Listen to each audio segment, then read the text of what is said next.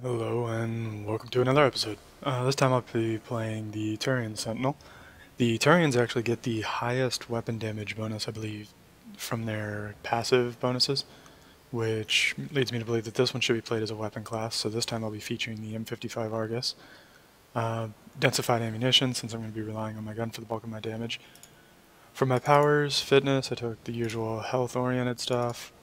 For the Turian Veteran, I took the weapon damage and stability bonus, and you can see here I took the damage and stability bonus again to give a 37% bonus to my damage, which is pretty impressive. Here, rather than taking the headshot damage, and I took the power damage instead, since I will be relying on proximity mine for supplementing a bit. The proximity mine seems to hit pretty hard, and I think you could play a power build with the proximity mine as your main damage source, but we're going to be experimenting with this. I haven't actually played this class before, so this may or may not be a disaster, so let's find out. The M55 Argus fires in a 3-round burst and hits like an utter bastard, but it also has recoil to match. Let's see if these guys want to get this game going. But yeah, it fires in a 3-round burst, and the burst hits very, very hard and should not be underestimated. A few bursts will kill just about anything, but because of the amount of recoil on it, it makes it a little difficult to aim, especially if you're not in cover. And so that's why I didn't pick the headshots thing and pick the powers instead. I think I'll get more out of a bit of a bonus to proximity damage, or proximity mine damage, than I will trying to get headshots. Especially if we end up fighting something like Geth, where the heads are actually rather small to begin with.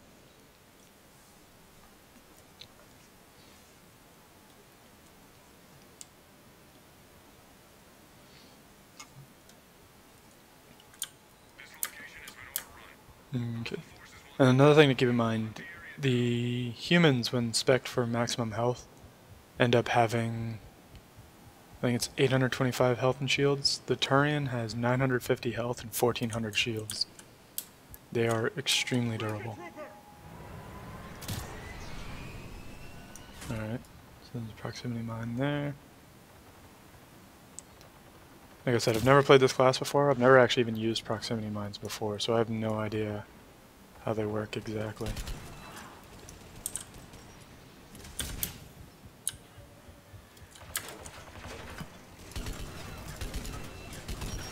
Alright. Yeah, the recoil is very manageable as long as I'm in cover.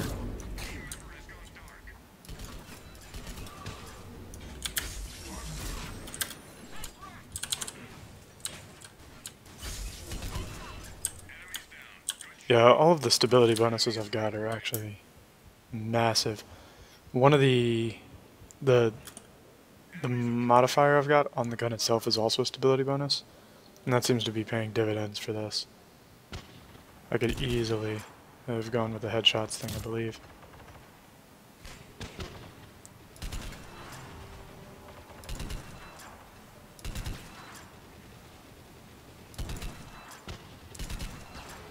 Yeah, I'm still terrible at guns though.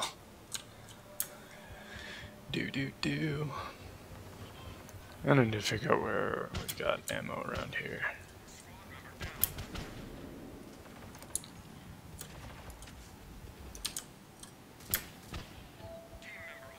So there's some ammo down the ramp. There's some back here. Yeah, good, good.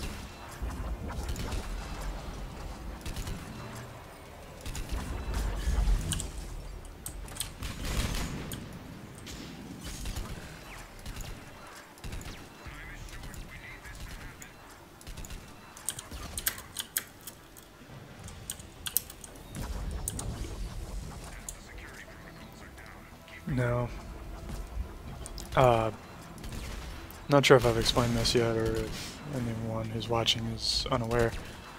Being in cover will actually decrease the effects of recoil. And that was a great mine there.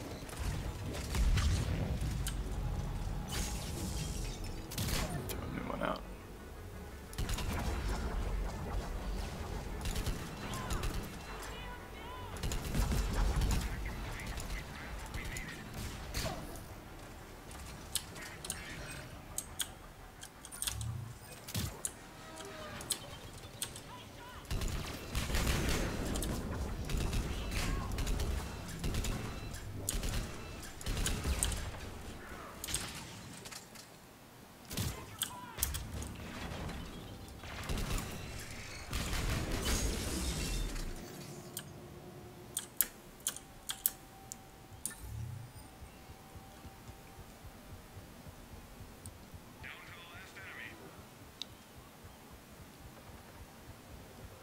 Yeah, the Turian seems like a pretty ideal character to be a gun class.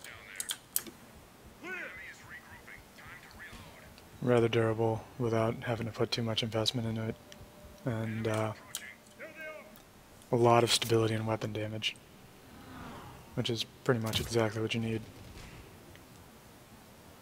You see how the mine detonated as soon as it was near him? Like, it almost appears like it was detonating on impact. That's useful. You could absolutely make a power build out of this.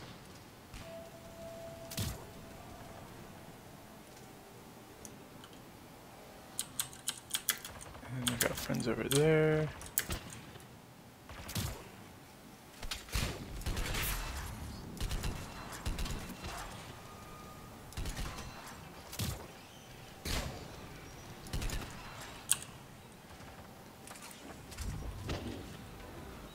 I suppose the other really good argument for not taking the headshots thing is that, given my colossally terrible aim, it's very difficult for me to actually get headshots.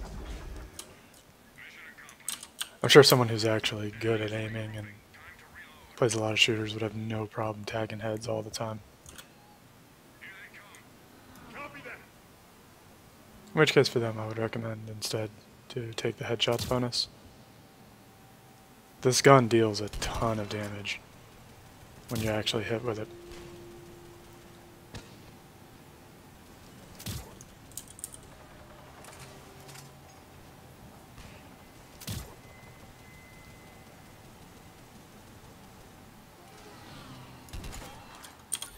Let's see, try this button. This is the accuracy and rate of firepower that he has, called Marksman.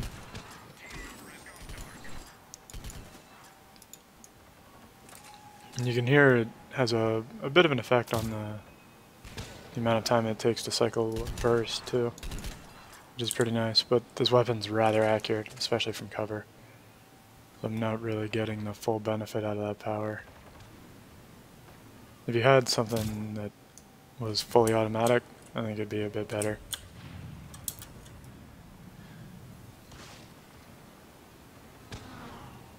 Let's see, like coming around that way. Oh, alright.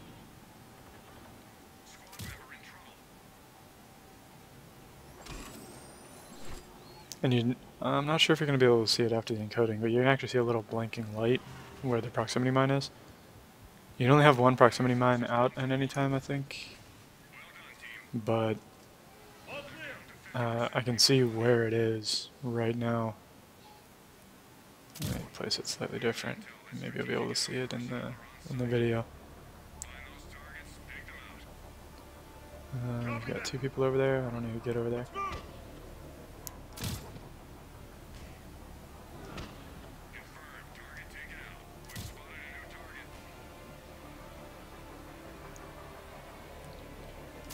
I'm wondering how the proximity mines interact with stealth enemies. Not really sure if it'll go off if the enemy's invisible, and how it interacts with power immunity. All things that would need exploring. But I can say, for now at least, it seems like it would work out rather well as a power build.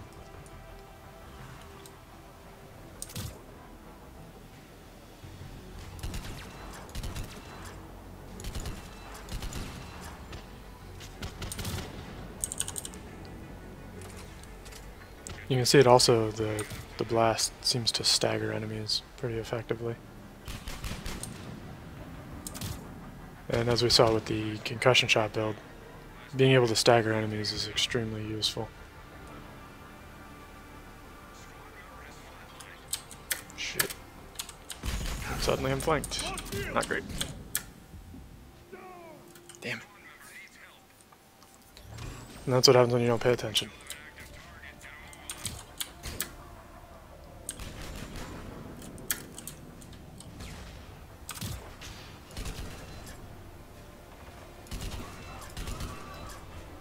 Batarians are actually really durable too.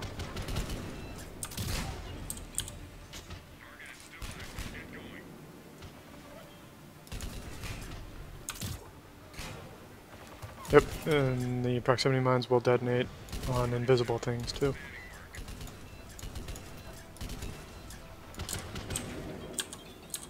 So yeah, this could definitely work as a power build if you felt so inclined.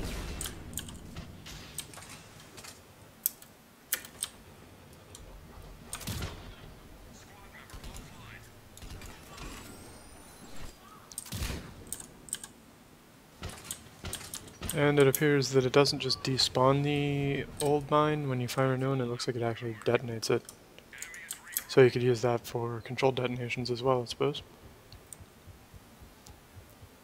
But for now, trying to show off the Argus.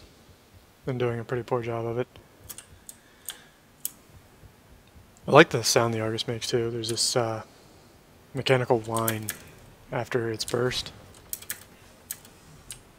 which I think sounds pretty excellent.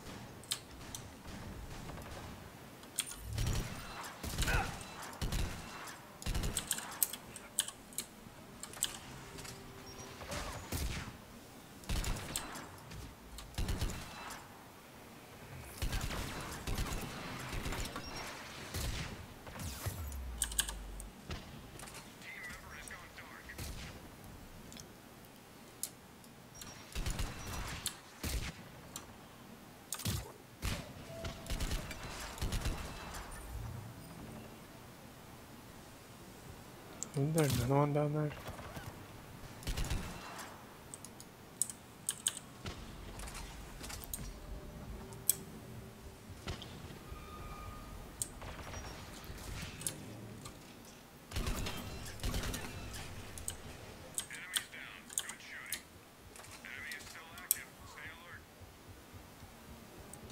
Yeah, I'm quite fond of how the Argus sounds. Real quick, real punchy burst, followed by a little whine as it, I assume, would be cycling new ammo. I still don't like weapons that consume ammo all that much, but this is by no means bad.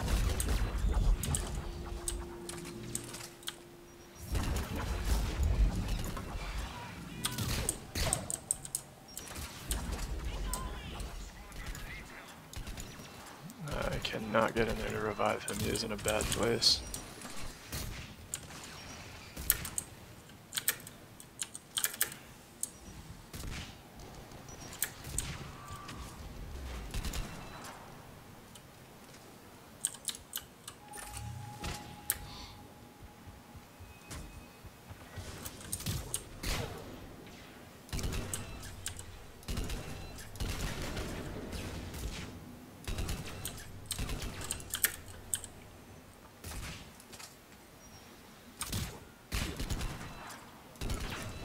Yeah, and the stagger from the proximity mine seems to affect everything.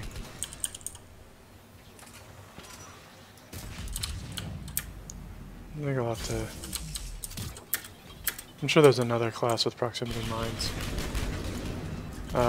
Another thing of note, the Turian Soldier, and I assume all Turians as a result, don't have a sideways dodge.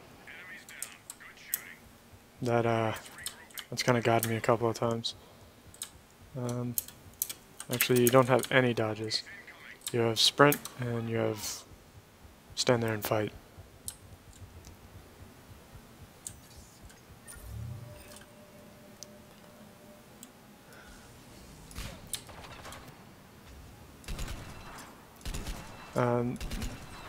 And another thing that I've been using from time to time, if you're behind cover and you're not holding any button, it'll try to pop you up on top of the cover. You can hold, say, the strafe left button, and it moved me, or it popped me out to the left instead.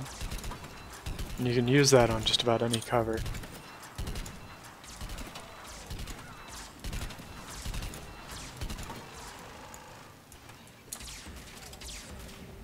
I feel bad for that guy down there. I can't do anything to really help him.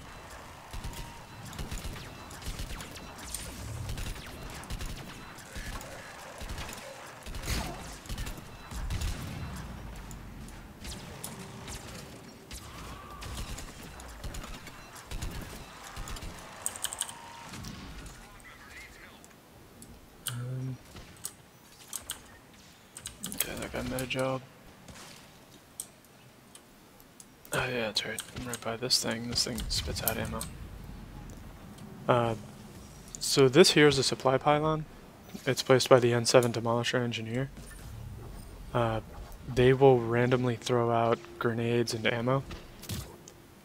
So if you're hanging out near one, you'll just get reloads intermittently. Damn it.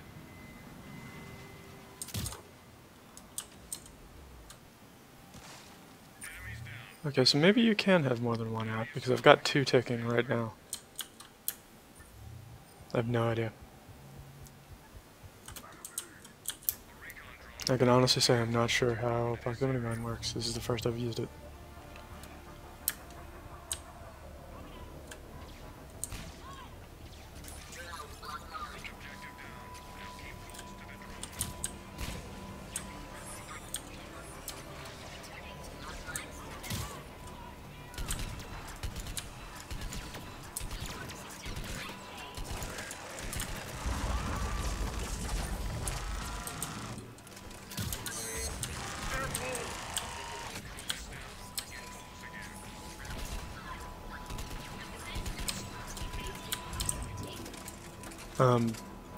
I also don't believe bullets clip with allies, so if there's an ally who runs into your line of fire, you can still shoot. At the very least, I've been doing it and it seems to still get hit indicators. But, I think it's just fine. Wow, the proximity mine even staggered the prime? That's impressive. Yeah, if the proximity mines will even stagger at prime, then I could definitely turn this into a power build.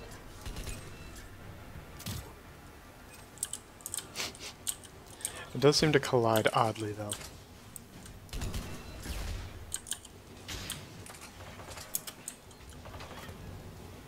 And it didn't go off there. Or no, maybe it did.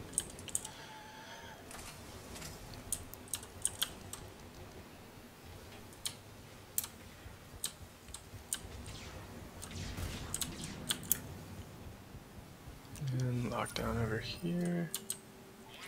Yep, there's nothing interesting going on there.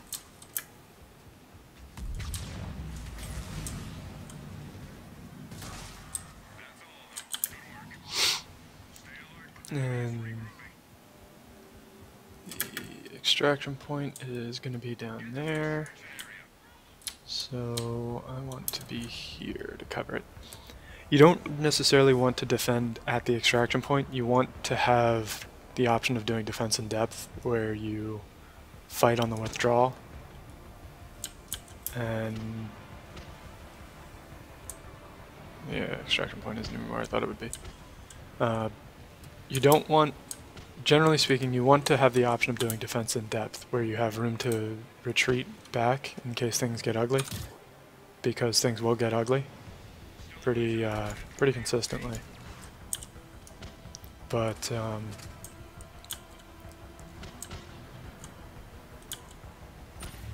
See, I actually want to be forward a bit. Yeah, they're fighting over there. And that looked like a pyro.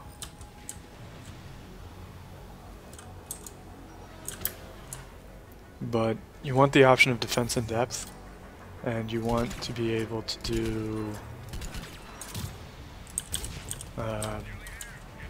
which essentially means in an environment like this, you want to be able to move back away from the nastier enemies without compromising the actual destination. Normally on these maps there is no real objective that you have to worry about, or it's something like the hack where you have to be in that zone. But here you just have to be in the area for the extraction, which means until the clock gets low, it's actually a really good idea to not be standing in this exact spot. You want to be forward a bit. That way you can work on the fighting withdrawal.